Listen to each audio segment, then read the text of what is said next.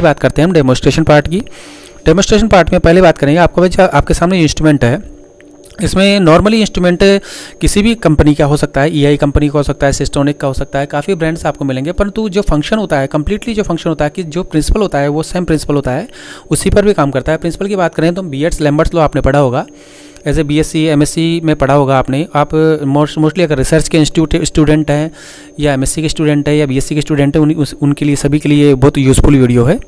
तो बीएड्स लॉ के अकॉर्डिंग क्या होता है, एब्जॉर्बेंस होता है डायरेक्टली प्रोपोर्शनल टू कंसंट्रेशन के होती है, मतलब कंसंट्रेशन आप जैसे जैसे बढ़ाएंगे उसके एब्जॉर्बेंस बढ़ता जाएगा। लैम्बर्ट्स तो बोलता है कि जो एब्जॉर्बेंस होती है वो डायरेक्टली पाथ लेंथ के प्रोपोर्शनल होती है, मतलब पाथ लेंथ आप बढ़ाएंगे तो आपका एब्जॉर्बेंस बढ़ जाएगा। तो मोस्टली हम बीएड्स लॉ और लैम्बर्ट्स लॉ पर डिपेंड करता है, सारा उसको फॉलो करता है। जैसे जैसे आप कंसंट्रेशन बढ़ाएंगे एब्जॉर्बेंस यहाँ बढ़ती जाएगी।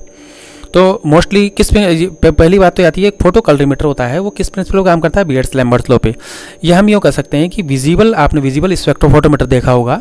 विजिबल स्पेक्ट्रोफोटोमीटर का जो रेंज होता है वो होता है 200 से 800 नैनोमीटर।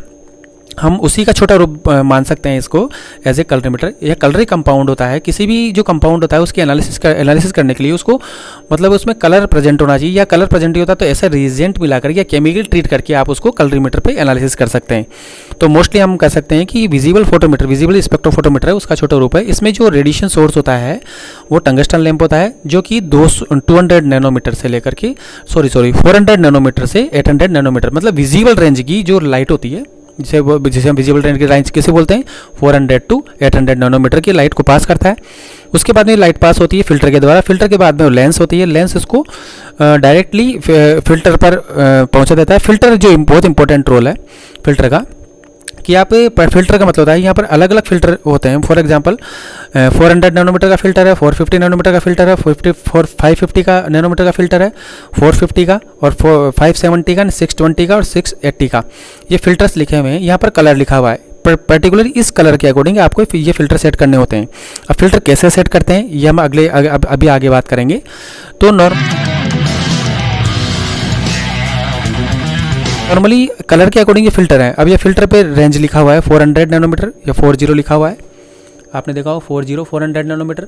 उसके बाद में आपको रेंज लिखा है, आप इसको घुमाएंगे तो यहाँ पर लिखा हुआ है 68 का मतलब 680 का फिल्टर यहाँ पर आपने लगा दिया। मतलब इसके बीच में फिल्टर के बाद में आपका आता है ये पर्टिकुलर सैंपल पोर, जिसमें आप सैंपल क्यूवेट होती है, ये सैंपल क्यूवेट है जिसमें आप वाटर भरा हुआ है, वाटर फिल कर रखा है। जैसे सैंपल क्यूवेट है, इसमें आप सैंपल भर करके आप यहाँ पर रखेंगे इसको, सैंपल पोर।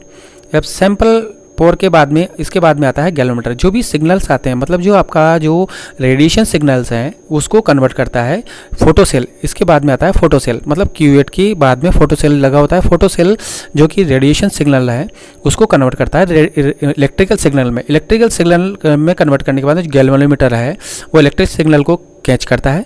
कैच करने के बाद में आपको एब्जॉर्बेंस यहाँ पर एक डिजिटल मीटर पे शो होती है।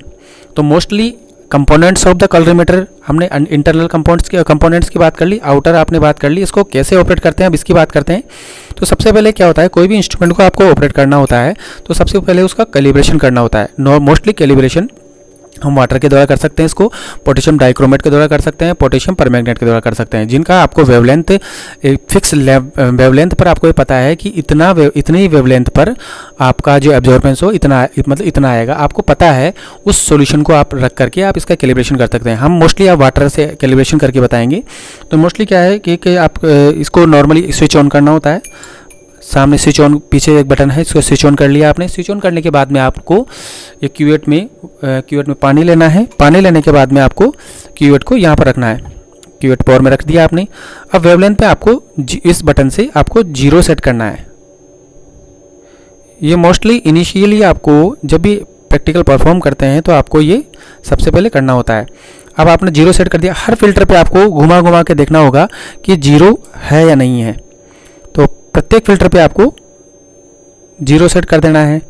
अब आपको जिस फिल्टर पे काम करना है उस पे जरूर आपको 0 सेट करना है, that is the calibrated instrument. अगर आपका 0 सेट हो जाता है वाटर 0 सेट करने का मतलब है जितनी लाइट आपसे मतलब जितनी लाइट आपको सोर्स से मिल रही है उतनी लाइट आपको डिटेक्टर तक पहुंच रही है, मतलब कोई भी लाइट आपको एब्जॉर्ब नहीं हो रही, मतलब आपका जीरो एब्जॉर्बेंस आ रहा है, मतलब सारी लाइट ट्रांसमिटेड हो रही है।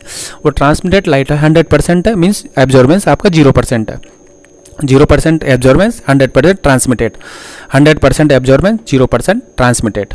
तो आपका ये है बीएट्स लॉ पे डिपेंड है, पूरा बीएट्स लॉ को फॉलो करता है। अब आप करते हैं, अब आगे बात करते हैं इसमें कोई फिल्टर कैसे सेट करते हैं। कभी भी आप प्रैक्टिकल परफॉर्म करेंगे तो पहली बात रहेगी आपको किस वेवलेंथ पर आपको फिल्टर सेट करना है, हम उसकी बात करेंगे। तो बने रहिए वीडियो में।